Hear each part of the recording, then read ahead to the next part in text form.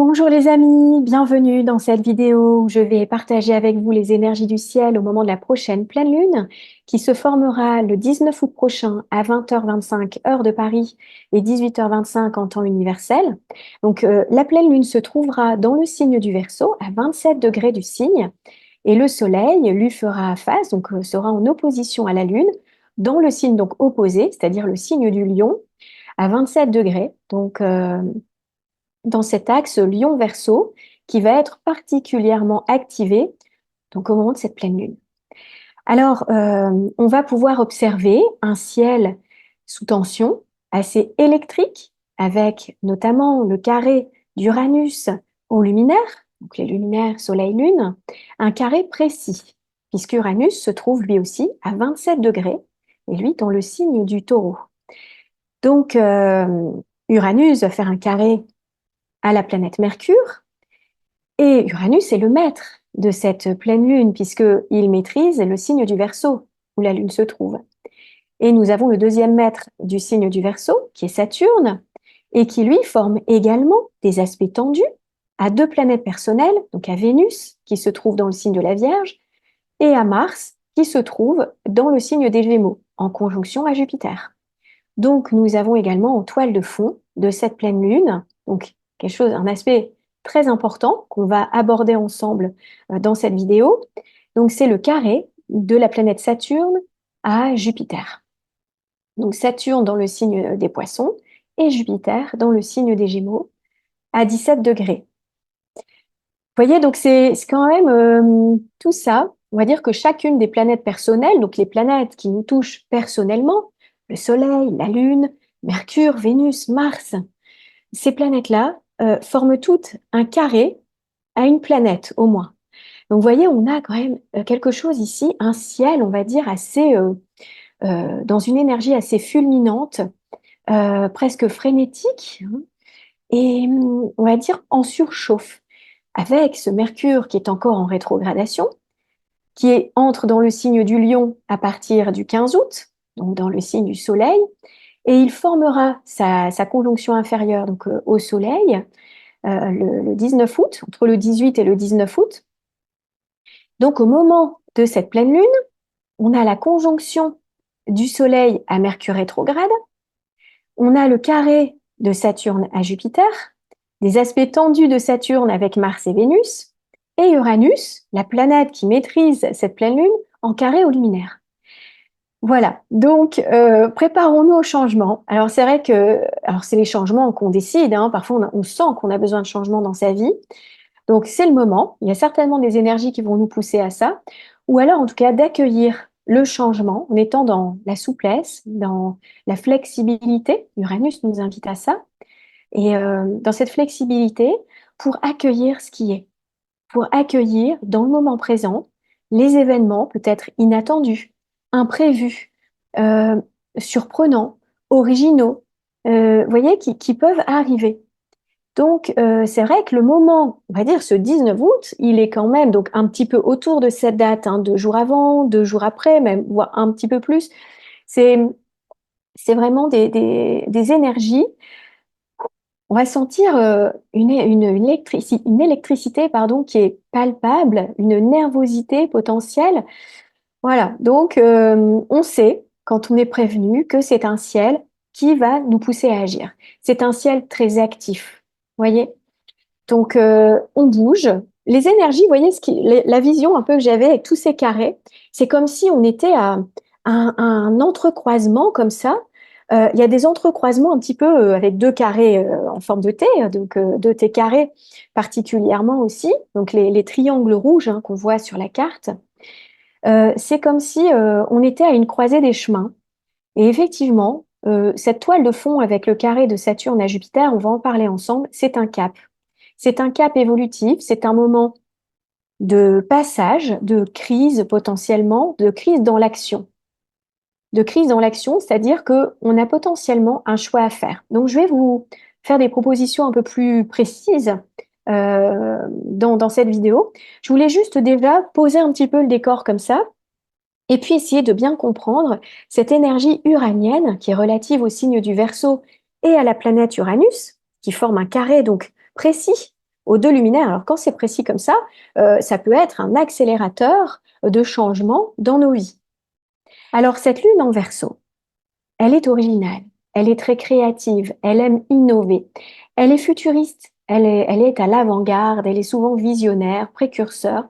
Elle est aussi réformatrice, c'est-à-dire qu'elle aime bien réformer les codes existants, casser les codes existants, voire entrer dans une rébellion, une révolution personnelle ou collective, hein, tout ça c'est valable à la fois dans nos vies personnelles et puis sur le plan collectif, pardon. Donc elle est humaniste, elle est portée par un idéal, par des valeurs qui sont très hautes, qui sont très élevées, pour améliorer la condition humaine, pour améliorer le monde, donc d'une certaine manière. Donc elle est très éprise de liberté, cette lune en Verseau.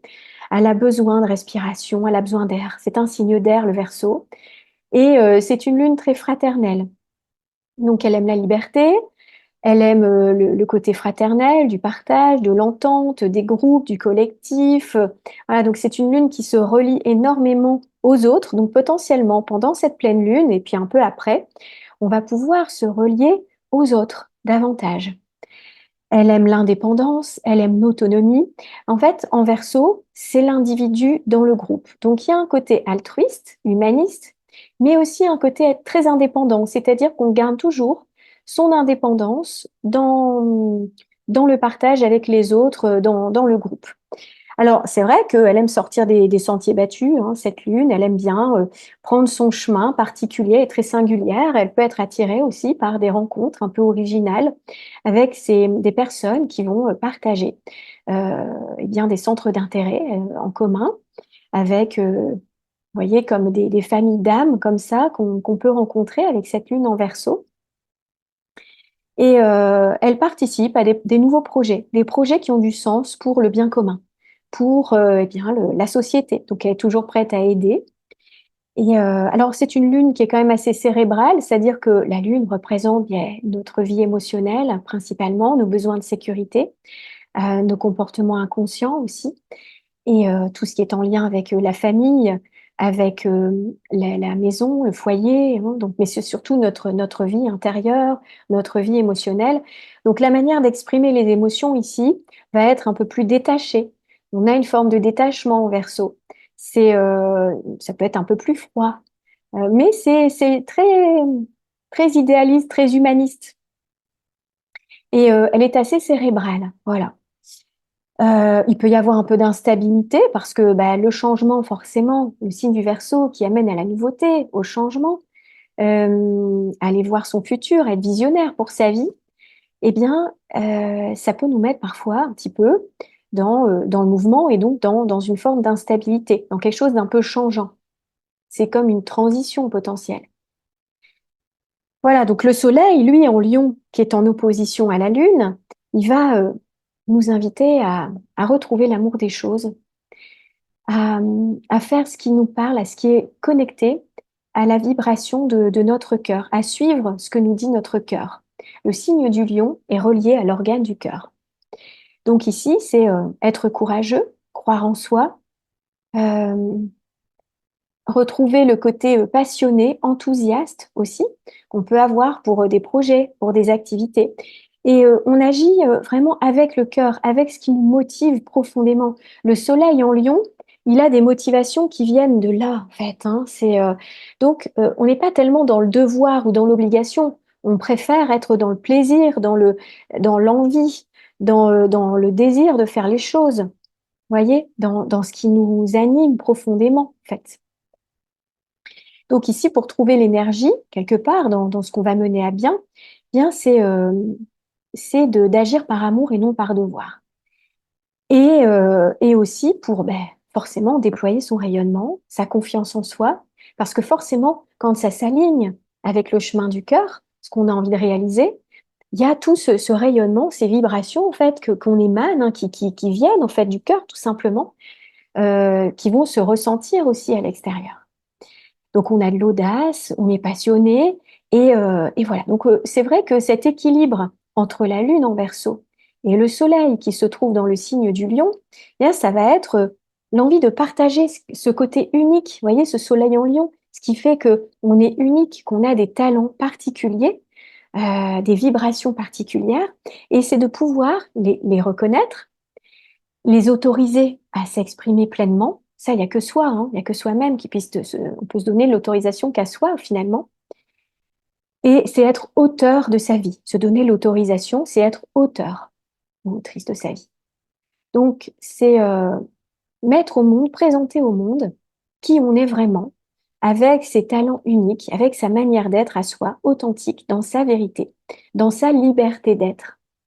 Voyez le mot liberté qui rime avec le signe du Verseau et l'expression créative qui émane de l'être en lion, avec le soleil en lion, eh bien, c'est peut-être l'idée de se libérer des attentes des autres, de l'approbation des autres. Vous voyez, être libre, hein, de s'exprimer dans le monde et se donner la permission. Ne pas obéir à des codes qui nous empêchent d'être complètement nous-mêmes. Et puis, laisser les autres nous voir, nous reconnaître tels qu'on est aussi, et pour être acceptés tels qu'on est. Et puis, de partager avec le monde nos talents uniques, ce qu'on a d'unique et ce qu'on peut offrir avec une grande générosité, avec le soleil en lion, ça vient du cœur. Vous voyez, donc c'est peut-être s'autoriser à être librement qui on est, à suivre son cœur librement. Et peut-être ça incitera les autres à faire de même, finalement, hein, à observer, dire, ah bah oui, tiens, je peux peut-être faire comme ça aussi.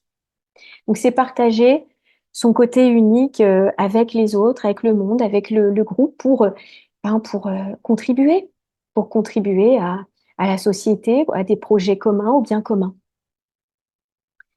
Donc voilà un petit peu cet équilibre entre le lion et le Verseau. Alors c'est vrai que les deux planètes qui maîtrisent le signe du Verseau sont Uranus et Saturne. Donc on va regarder déjà l'aspect avec Uranus parce que Uranus se trouve dans le signe du Taureau, pile à 27 degrés, donc il est en carré, c'est-à-dire en aspect de tension de quadrature, 90 degrés, avec la Lune et le Soleil. Donc c'est quand même assez fort parce que la Lune est en Verseau et elle fait carré Uranus. Et ici, potentiellement, c'est l'idée de se préparer au changement, d'accueillir avec souplesse dans le moment présent ce qui arrive à nous, ou alors, si c'est des choix, forcément ce sont des changements qui viennent de nous, et bien voilà, c'est peut-être le bon moment, on va sentir il y a un déclic là, on a envie de se mettre en action, il y a un petit détonateur comme ça, avec la Lune et Uranus, hein, on est dans le côté, l'impulsion aussi, et l'idée c'est de se préparer au changement, alors celui qu'on a prévu, ou alors donc celui qu'on souhaite, ou celui qui arrive de manière inopinée, inattendue, qu'on n'attend pas forcément, qui secoue un petit peu, on va dire, et même qui peut secouer carrément notre vie, donc avec des nouveautés, des surprises, des imprévus, et voilà. Donc c'est vrai qu'il peut y avoir, comme je disais, une accélération des énergies.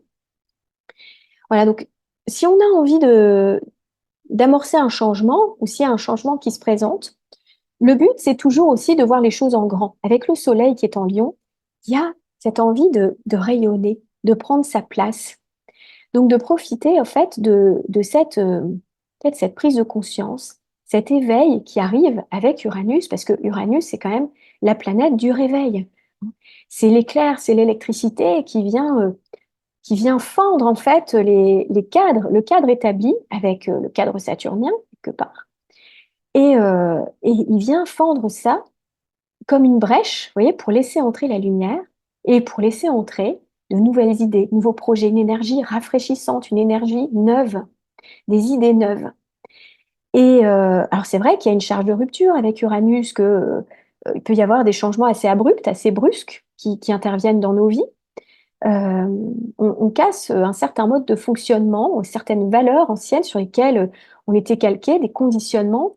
Uranus, il déconditionne, il émancipe, il affranchit, il libère.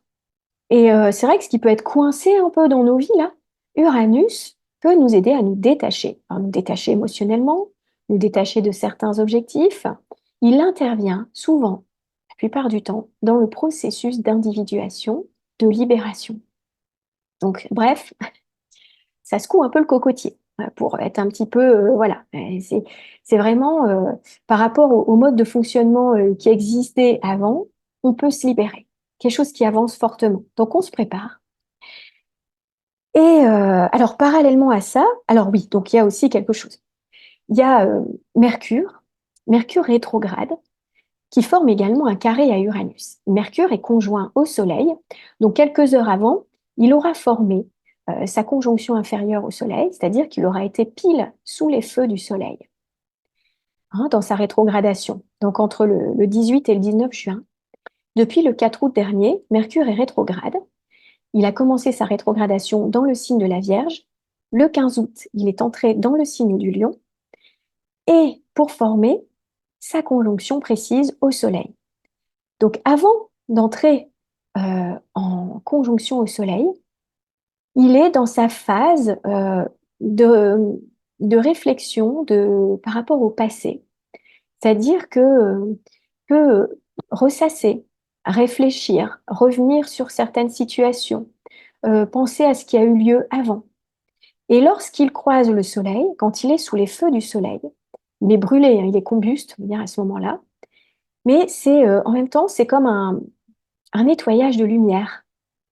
Et cette conjonction pile avec le Soleil éclaire la pensée. Mercure représente notre pensée, notre manière de réfléchir, notre mental, et donc notre réflexion, et aussi notre manière de comprendre le monde, hein, de nous exprimer, de communiquer, c'est la parole, les écrits, les petits déplacements également, les voyages.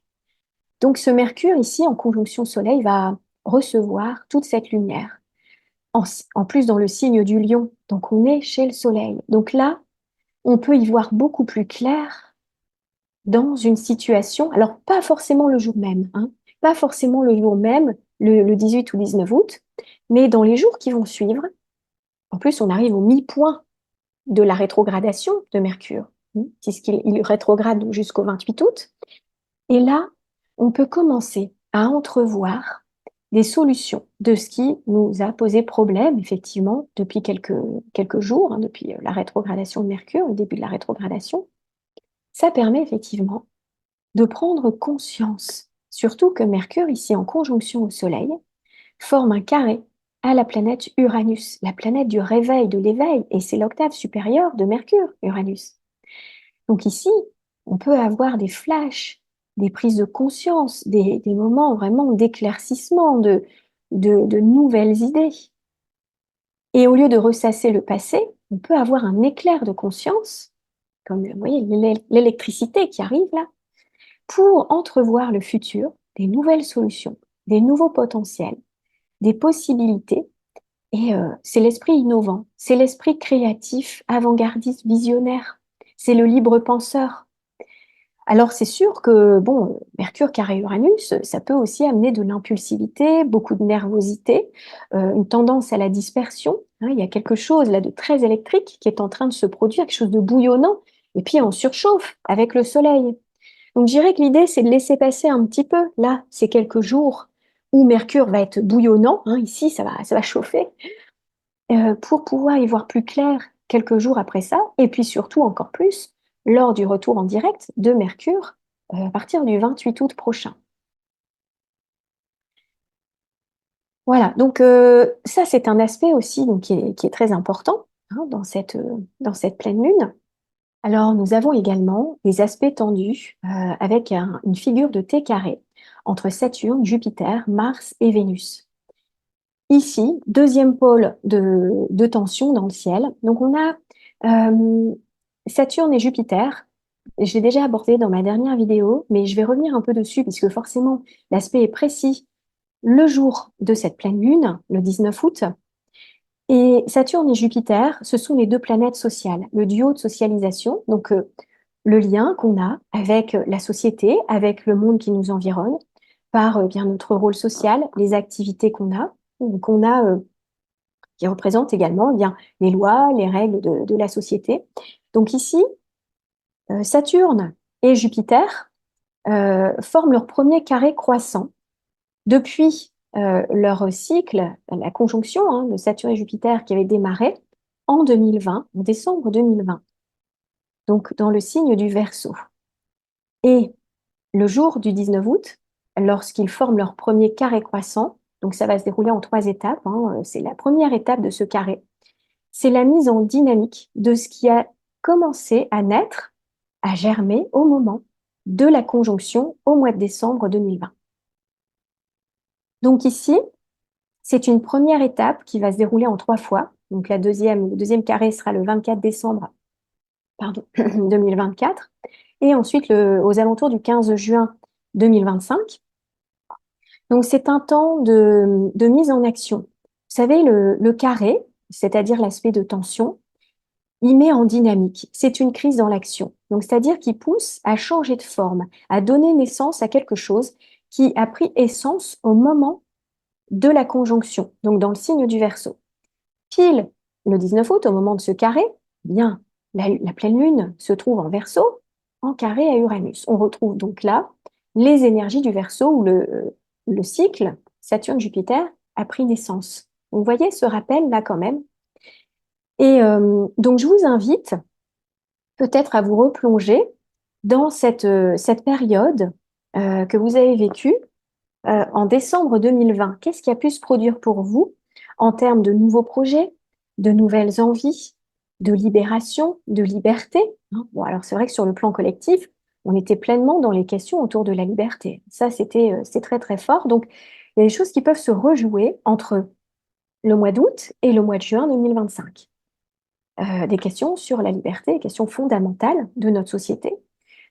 Et donc, ici, c'est la première étape, on va dire, de ces prises de conscience et de ce qu'on va pouvoir mettre en place, à la fois dans nos vies personnelles, individuelles, et sur le plan collectif. Donc, possiblement, qu'est-ce que ça veut dire dans nos vies, ça? C'est se demander peut-être que ce qui nous arrive, eh bien, est-ce que c'est une opportunité à saisir pour croître, pour aller de l'avant, faire un nouveau choix, prendre une nouvelle direction? Alors, soit vers la croissance personnelle, vers le déploiement, donc Jupiter, Mars.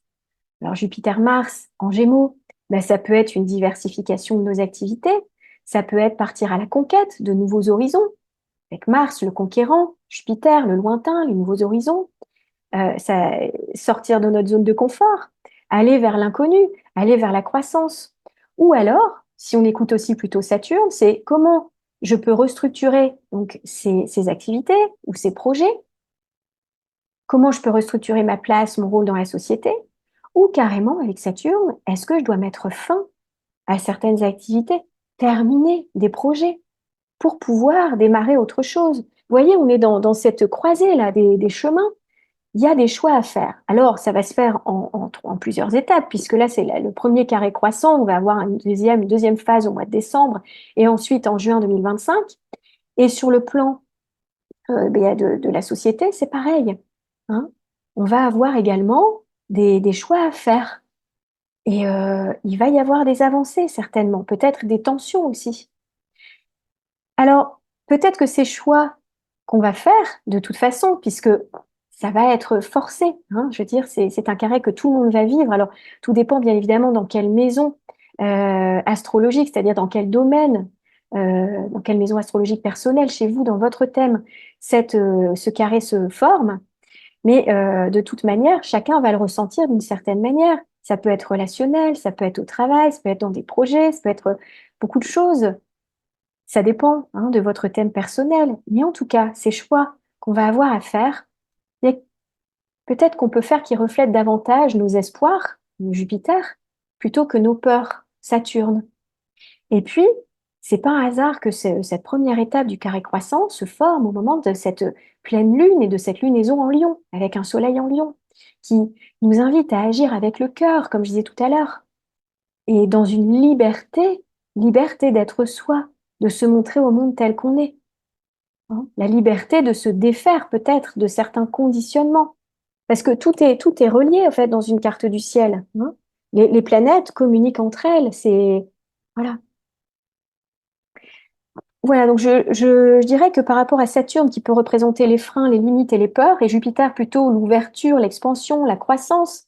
Alors on a les deux qui se confrontent, ça veut dire que on peut trouver, donner naissance à ces nouveaux projets en mariant, finalement, en utilisant un petit peu les deux énergies, en ayant la foi, l'espoir, l'esprit de conquête avec Mars-Jupiter, dans la diversification en Gémeaux, hein, donc puisqu'ils sont en Gémeaux. Donc, ouvrir sur autre chose avec une curiosité, avec une envie de légèreté.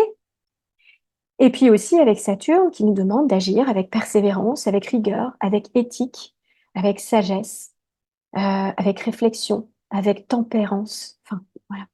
C'est vraiment d'agir de manière beaucoup plus sage, peut-être en freinant un petit peu les élans de Mars-Jupiter qui peuvent être un peu bouffeux là, hein.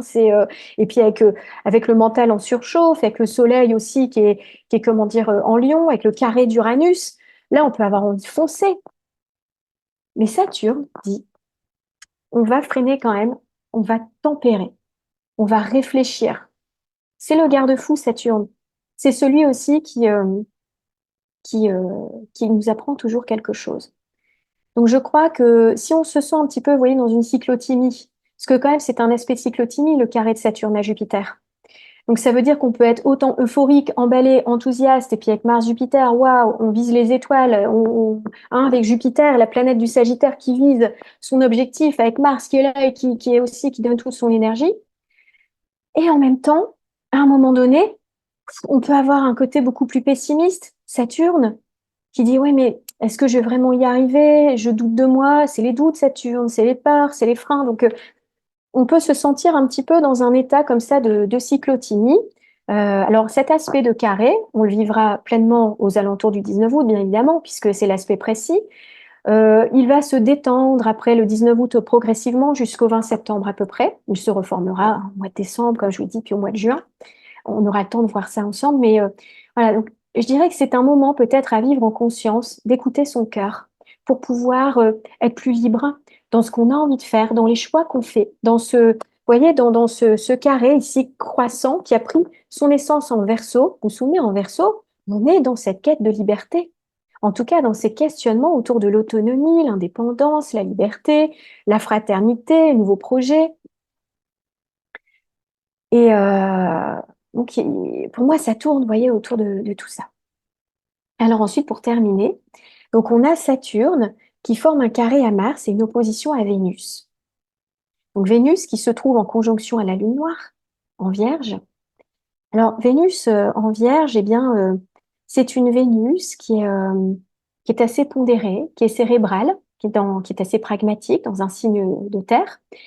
Et elle est assez discrète, elle est pleine d'humilité, de réserve.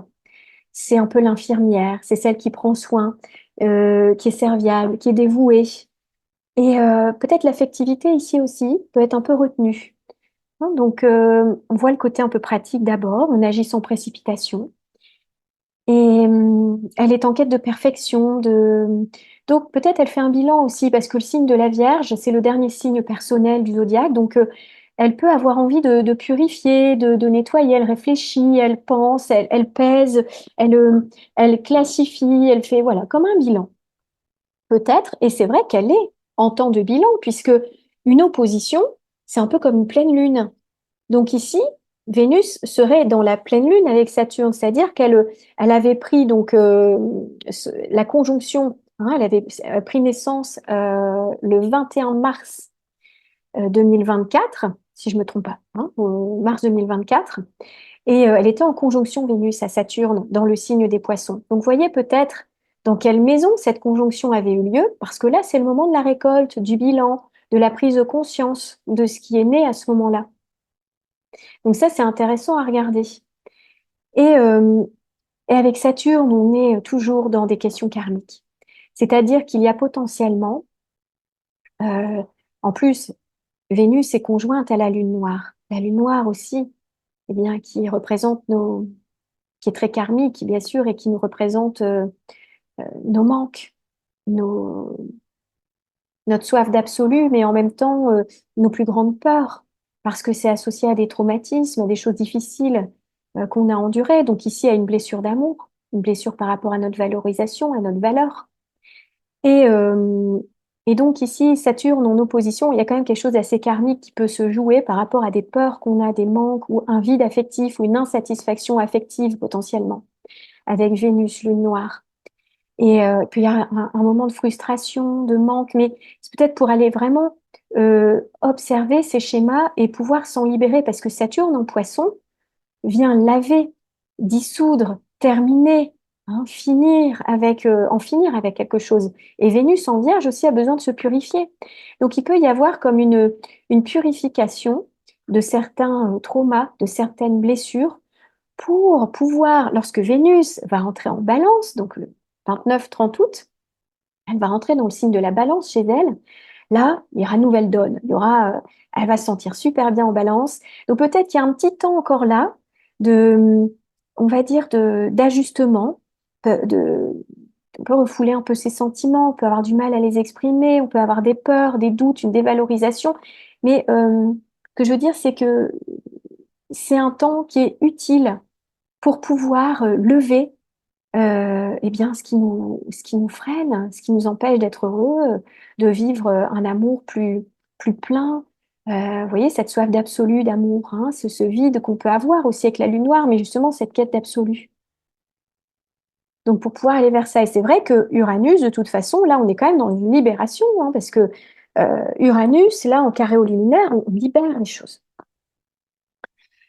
Euh, voilà un petit peu ici. Donc, il y a un défi karmique quand même, je dirais, dans cette pleine lune. C'est pas toujours facile, mais après, quand même, l'aspect est assez rapide hein, de cette opposition de Vénus à Saturne. Ça dure, allez, 6 jours. Voilà, donc c'est quelque chose qui va rapidement passer. Et peut-être aussi, vous voyez, ce côté passionnel entre Vénus, qui est carré à Mars et qui est carré à Jupiter, où il peut y avoir aussi de l'insatisfaction, un côté très passionnel aussi parfois, ou un côté douloureux, un peu batailleur aussi dans l'amour. Euh, Saturne vient tempérer, il vient freiner. Peut-être il vient freiner aussi euh, cet Uranus, qui est chez Vénus, en taureau, et qui amène vers un changement assez rapide. Là, Saturne dit, on ralentit, parce qu'on a envie de construire sur du long terme. Il y a une prudence, il y a un ralentissement, mais qui est toujours utile, dans lequel on apprend toujours quelque chose. Voilà, les amis, ce que j'avais envie de partager avec vous pour cette pleine lune. Alors, je vais vous proposer la lecture d'une petite carte de l'oracle ici. Alors, je vais le prendre, j'espère que je l'ai là. Voilà. Donc, de l'oracle des inspirantes, donc de Daisy Baudin et Julie Baudin. Alors, j'ai tiré, juste avant de commencer cette vidéo, confiance absolue. Alors, il y a beaucoup de lumière, donc je ne sais pas si vous voyez bien. Alors, confiance absolue. Vous ressentez cette belle énergie lumineuse et envoûtante qui émane de votre plexus solaire avec force et vigueur. Une belle confiance vous anime et c'est beau à contempler. Car oui, vous pouvez avoir une confiance absolue en demain et en les choix que vous vous apprêtez à faire. Tout se présente parfaitement. Suivez le sillage lumineux de votre destinée. Donc voilà, cette carte, elle nous invite, quoi qu'il en soit, à garder confiance dans ce qui s'en vient, à garder confiance dans les changements de cap, dans les choix que vous faites, hein. On est dans un temps vraiment de changement ici et de choix. Donc d'avoir confiance en ça et surtout aussi de suivre vos projets de cœur. Ça, c'est vraiment important. Et alors, si vous voulez, j'ai aussi une petite carte ici de mes prières au guide spirituel. J'aime bien ce petit oracle aussi. Et j'ai ici pour lâcher prise et accueillir ce qui s'en vient, vivre le moment présent quelque part. Alors, c'est une proposition de prière qu'on peut faire pour demander, pour être soutenu dans l'invisible. Mes guides spirituels, je vous demande humblement de m'aider à lâcher prise sur les situations que je ne peux maîtriser et à accueillir ce qui est. Aidez-moi à être dans l'acceptation positive et non subie des événements que je ne peux changer et à prendre le recul nécessaire avec sagesse pour avancer au mieux sur d'autres projets de vie. Gratitude. Affirmation, donc je lâche prise et j'accueille ce qui est avec recul et sagesse. Voilà les amis pour cette petite carte, ici ce message. Et ensuite, pour terminer, donc j'ai une pierre hein, ici des 70 pierres pour retrouver l'harmonie. Donc une pierre, alors c'est la malachite. La guérisseuse. Donc, avec sa structure mystérieuse, c'est l'une de mes préférées, dit l'auteur. Autrefois, utilisée pour protéger du mauvais œil, la malachite est un guérisseur puissant. Pierre de transformation.